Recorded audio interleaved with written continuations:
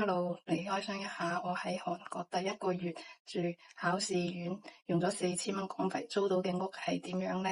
好，首先一入嚟就係有個木馬鎖嘅，咁一入嚟其實一眼就睇得晒，就係雖然好細，但係都基本上咩都有嘅。咁一入嚟隔離就有呢個鞋櫃咁樣啦。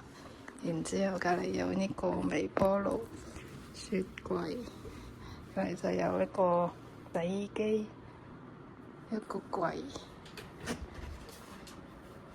衣櫃，好，呢度又有啲衣櫃，跟住呢度都仲有個櫃，都幾多收納下嘅。有3格咁嘅櫃啦，床底仲有呢啲櫃嘅，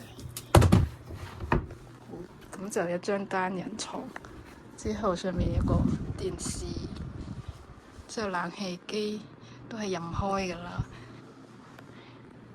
有個台啦，咁張台都幾闊下嘅，就係張電腦凳。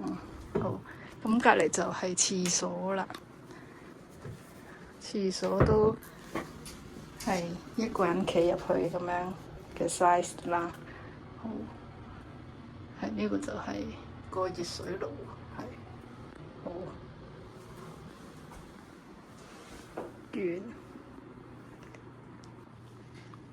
咁佢其實都有好大個窗嘅，咁因為依家夜晚啦，咁我就睇唔到對面係點樣。呢度就用咗70萬won韓幣，大概4000蚊到啦港幣，租咗呢間屋。咁唔知大家覺得呢個價錢喺韓國租呢度呢間屋覺得點呢？